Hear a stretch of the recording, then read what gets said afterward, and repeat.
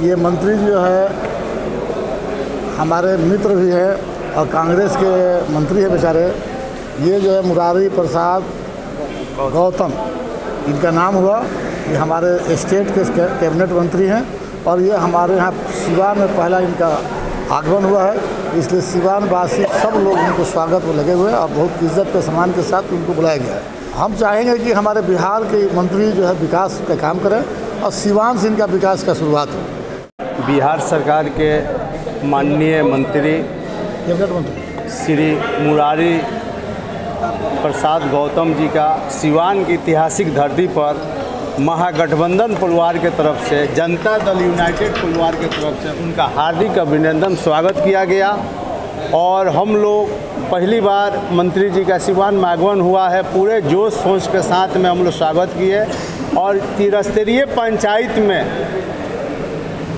जहाँ जहाँ गड़बड़ अगर हो रहा है, पंचायत जो है बिहार के माननीय मुख्यमंत्री जी के नंबर 1 योजना नल जल में जो गड़बड़ हुआ है, वैसे पंचायत के माननीय मुखिया को चिन्हित करके उनको कानूनी कार्रवाई करने के लिए हम लोग मांग करेंगे। और जिस पंचायत में विकास नहीं हो रहा, वो राशि जो है लेकर वो दबे कुचले किए हैं, उसको हम लोग मांग करेंगे ज़्यादा से ज़्यादा पंचायत का विकास हो। सोलर लाइट जो पंचायत में लगने जा रहा है वो सही जगह पर सही स्थान पर लगे और सार्वजनिक स्थान पर होना चाहिए। यही सब हम लोग मांग इनसे रखेंगे।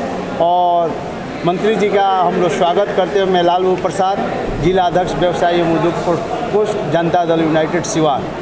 ये सिवान की जो धरती है, पूरे देश को पता है कि सिवान की धरती से ही पहले राष्ट्रपति, हमारे आज़ादी के बाद जो राष्ट्र निर्माण में सबसे पहले राष्ट्रपति यहीं से राजेंद्र बाबू हुए थे। और हमारा सौभाग्य है कि आज राजेंद्र बाबू की धरती पे हम यहाँ मेरा आगमन हुआ है।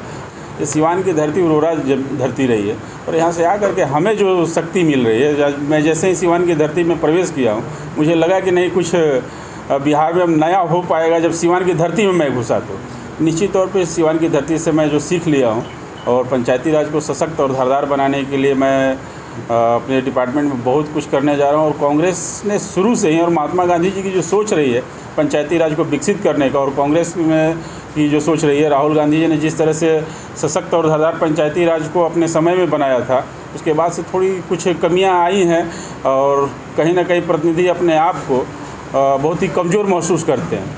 निश्चित तौर पे आने वाला समय प्रतिनिधियों का होगा और यहाँ प्रशासनिक अधिकारियों का नहीं होगा।